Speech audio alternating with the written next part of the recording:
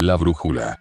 Ante la pregunta de ¿para qué sirve una brújula?, la respuesta suele ser para orientarse, pero realmente no es así. La brújula nos orienta a un plano, nos da una referencia con respecto al norte o nos ayuda a seguir una dirección, pero no sirve para orientarse. ¿Te imaginas en medio del desierto con una brújula? Te indicaría dónde está el norte, pero noroeste dónde está el oasis más cercano. Sin embargo, si sobre un plano conoces tu posición, la brújula te ayuda a seguir una dirección. La brújula es, después del mapa, el instrumento más importante para el orientador. Consta de dos partes fundamentales: ver imagen. La base, A, hecha de material plástico, transparente, lleva en sus bordes pequeñas reglas o escalillas y en su interior la flecha de dirección. El limbo, V grande, va colocado sobre la base y puede rotar sobre sí mismo. En su interior se encuentra la aguja imantada y la flecha norte. Otros elementos de la brújula son: 1. Reglas o escalillas. 2. Limbo graduado. 3. Aguja imantada. 4. Flecha norte. 5. Línea norte, sur. 6. La flecha de dirección. 7. Línea de dirección. 8. Lupa.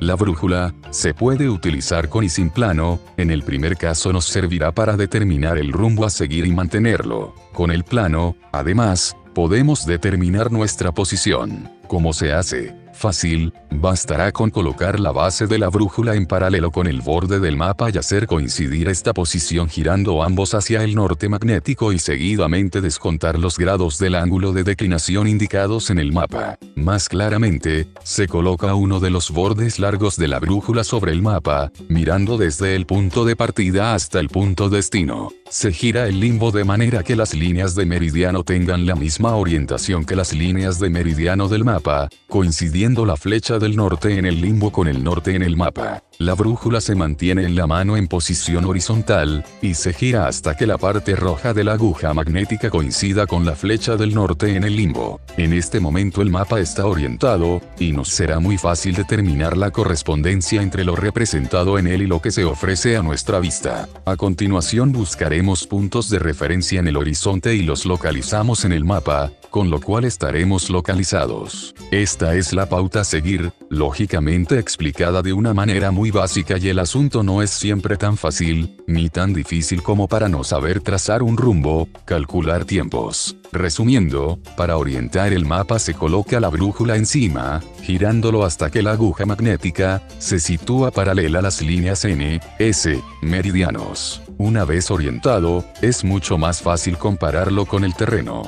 Dado que las brújulas apuntan al norte magnético, y no al norte geográfico, los mapas topográficos llevan una corrección, llamada declinación, entre los puntos geográficos de referencia. La declinación varía como es natural, de un punto a otro del planeta.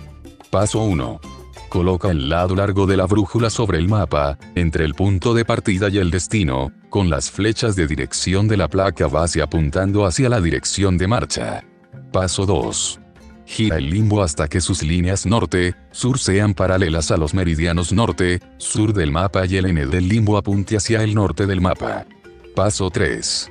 Manteniendo la brújula horizontalmente nivelada en la mano y frente a ti, gira tu cuerpo sobre ti mismo hasta que la punta roja norte de la aguja apunte hacia la N del limbo. La flecha de dirección de la placa base apuntará hacia la dirección correcta de marcha. Escoge un punto de referencia en el terreno en la dirección de marcha, por ejemplo una piedra o un árbol. Al llegar al punto de referencia, repite el proceso. Utilización. Colócala sobre una superficie plana, la palma de la mano, o una tabla, lo que permitirá a la aguja moverse libremente. Al detenerse, la parte imantada girará al norte, luego gira lentamente el mortero hasta que el norte del limbo coincida con la marca que trae el vidrio del mortero o con la punta azul de la aguja. Toma la declinación magnética del lugar, y así podrás orientarte en cualquier dirección. Nunca sigas un rumbo mirando constantemente a la brújula, pues lo que harás será sumar las imprecisiones que tu movimiento dará forzosamente a la misma. Identifica un punto de referencia, y una vez allí toma una nueva lectura. Estas son algunas palabras cuyo significado deberás conocer. Rumbo, dirección de un objeto con relación al norte, se mide en grados y en sentido de las agujas del reloj, llamado también azimut. Del árabe el comillas y azimut camino. Ejemplos: el norte corresponde a un rumbo azimut de motrizentésimo sexagésimo y el oeste suroeste, 247.5. Distancia, situación de un punto dado con referencia a un punto conocido. Si puedes ver el sitio donde quieres llegar, mide el rumbo con la brújula y entonces síguelo. Si no ves el sitio, pero tienes un mapa, determina tu posición en el mapa, pon la brújula en tu posición, y toma el rumbo hacia tu objetivo. Si no puedes ver el sitio, pero tienes la dirección, si tienes como distancia y un rumbo de B grande del punto X, tomando este X como punto de referencia, marca la dirección indicada por el rumbo. Mide la distancia según la escala del mapa o el número de tus pasos y llegarás al punto. Un comentario. Cuando utilices una brújula con tapa de espejo, coloca la brújula tal y como aparece en el dibujo. En su parte superior la tapa presenta un punto de mira, una marca que nos permite mirar un objeto teniendo la brújula a la altura de los ojos. El espejo refleja al mismo tiempo el limbo, permitiéndonos observar la aguja magnética y efectuar las operaciones adecuadas para el cálculo. Mantenimiento. Cuando no la uses, mantén inmovilizada la aguja, mediante el seguro que tiene para ese fin. Nunca la lleves en el bolsillo cerca de objetos metálicos. Nunca la dejes cerca de motores o cables eléctricos. Nunca la dejes donde haya hierro, acero o grandes masas de rocas, que atraigan a la aguja. No la golpees. Declinación magnética, el ángulo que forma la aguja de la brújula con respecto a la línea que señala el norte verdadero. La aguja imantada de la brújula señala el polo norte magnético, ubicado en la bahía de Hudson, Canadá, que se desplaza un poco todos los años, y no al polo geográfico terrestre o verdadero, por donde pasa el eje imaginario de la Tierra y donde convergen los meridianos en el norte. Como estos polos están separados más o menos 2250 kilómetros, en cada lugar de la Tierra habrá que tener en cuenta cierto ángulo de desviación en grados llamado declinación magnética, también llamada variación magnética. En todo mapa hallarás la clave que indica los dos nortes y el ángulo entre el real y el magnético. Hay que tener en cuenta que con la brújula solo se toman rumbos magnéticos, pero con un mapa pueden usarse ambos. Puedes convertir uno al otro con la variación magnética, y para ello sumarás la variación al rumbo, en el caso de convertir rumbo real a magnético, y lo restarás para el caso contrario. Como sureste Estados Unidos de América la brújula. Si tu brújula es del tipo de caja de reloj, te colocas de frente a la referencia con la brújula sostenida a la de la cintura un poco más. Gira la caja de la brújula, hasta que la aguja quede en la dirección N, S o 360 grados. El rumbo hacia la referencia buscada será la línea que une al centro de la aguja, con una línea imaginaria que cruza una marca del limbo y llega hasta la referencia. La marca sobre el limbo, será el rumbo. B grande, si tu brújula es de reglilla, tómala en la misma forma, a la altura de la cintura dirigiendo la flecha que tiene la reglilla, en dirección de referencia. La ventaja de la brújula de reglilla, consiste en que al girar la caja de la misma queda registrado el rumbo y ya no hay que recordarlo o anotarlo, siempre y cuando no la muevas. C. Con las brújulas de mirilla como de tipo Lensatic, se colocan la mirilla como en la figura y se usa a la altura de los ojos. En estas brújulas, la lentilla permite observar simultáneamente las marcas sobre el limbo y la referencia, por lo que son más precisas que las anteriores. Estas brújulas tienen la particularidad de que no se ve la aguja directamente, porque está bajo el limbo, el que hacen girar simultáneamente, como no se registra el rumbo como en las de reglilla. D. Las brújulas de espejo son más cómodas y precisas. Para usarlas, se toman a la altura de la cintura, observando sobre el espejo, la referencia y la mirilla al mismo tiempo, luego, se gira la caja para colocar la aguja sobre la marca N, S y queda tomado el rumbo. El espejo se coloca a unos 45 grados para observar una referencia a nivel del piso, o a un ángulo menor o mayor, según si la referencia está a mayor o menor altura que el nivel de la cintura. Normalmente son las más costosas, pero las más precisas. La técnica de orientación. Usando una brújula. Para poder usar una brújula también necesitas saber cómo tomar rumbos. Un rumbo es la dirección de un objeto con relación al norte. Siempre se indica en grados y se mide en el sentido de las agujas del reloj, desde el norte. Recordar que de nada sirve saber a dónde está el norte si no tienes la menor idea de dónde vienes. Para la orientación recordar que hay, en realidad, 3 nortes. El magnético, el geográfico, y el de la carta. Con relación a los objetos en el camino. Para obtener el rumbo con una brújula de esfera, sostener la brújula horizontalmente, si está apoyada mejor, y mira hacia el objeto. Imagina una línea recta desde el centro de tu brújula hasta el objeto. Contar desde el norte, en el sentido de las agujas del reloj, el número de grados por donde pasa esa línea. De esta manera obtienes el rumbo al cual está ese objeto. Con relación a los mapas. La rejilla norte es el norte indicado en los mapas o cartas por las líneas de rejilla verticales.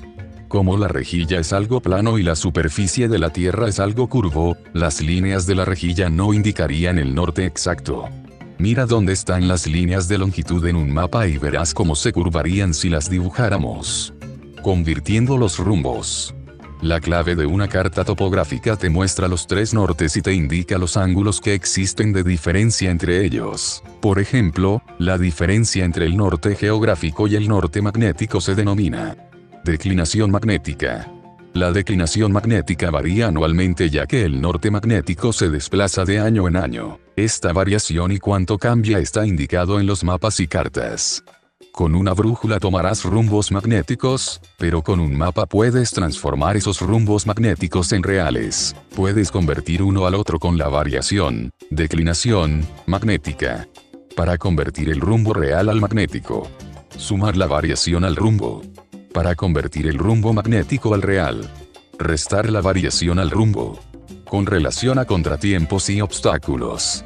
Cuando te orientes por medio de la brújula no camines como un timonel en el mar, con los ojos fijos en ella. Los muchos obstáculos que se te presentarán en el camino harán que inevitablemente te desvíes y termines bastante lejos del punto fijado.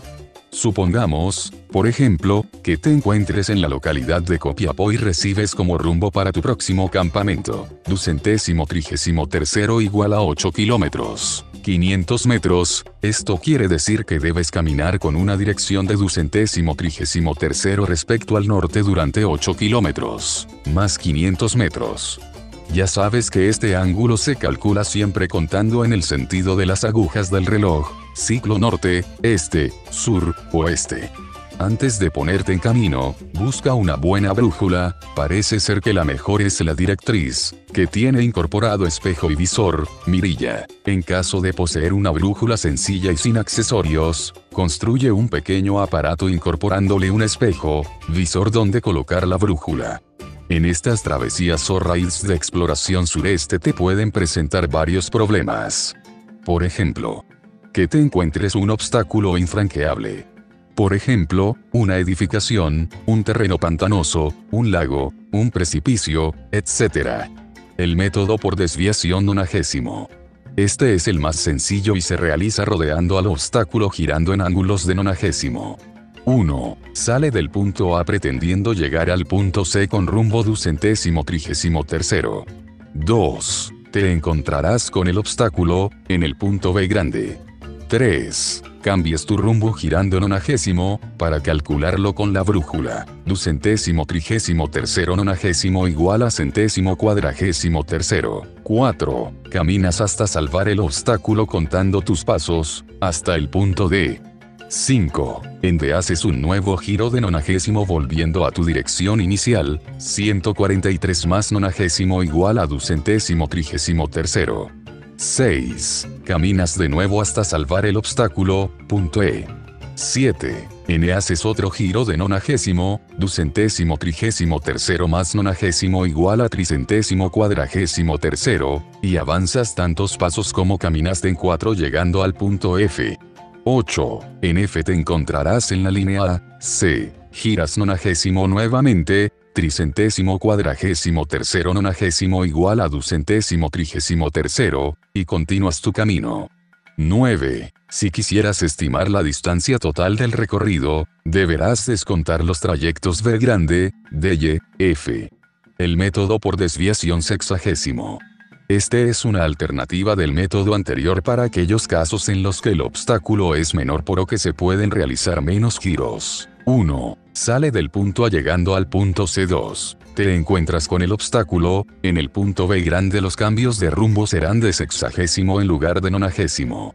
3. Caminas girando sexagésimo tu rumbo original, contando los pasos hasta llegar al punto D, que debe ser el lugar donde ya pasaste el obstáculo. 4. En D volver a girar sexagésimo hacia tu rumbo y repetir la cantidad de pasos que obtuviste en 3. 5. En E te encontrarás nuevamente en la línea A, C. Giras sexagésimo y estás otra vez en rumbo. Topografía. Mapas y orientación. Desde el principio.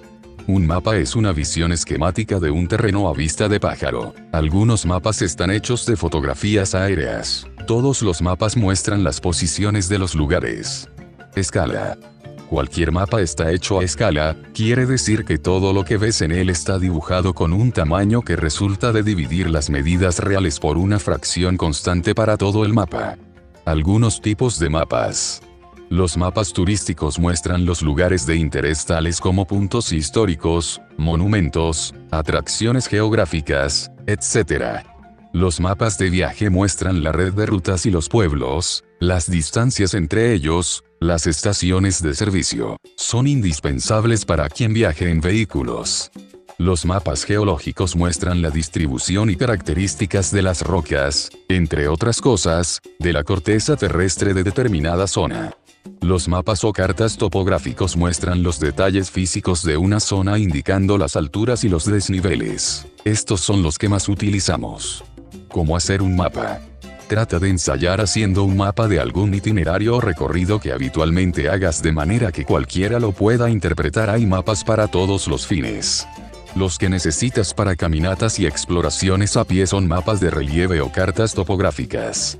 Estas cartas te permiten conocer las características de una zona, antes de haber estado en ella. Podrás ver si el terreno es llano o con elevaciones, la ubicación de los ríos y arroyos, pueblos, bosques, y otros rasgos geográficos. Topo, terreno, grafía, dibujo. ¿Qué indican las cartas topográficas? Las cartas topográficas muestran la configuración de un terreno por medio de líneas de contorno o curvas de nivel. Estos mapas intentan mostrarte dos de las tres dimensiones que existen en la realidad, las distancias y las alturas.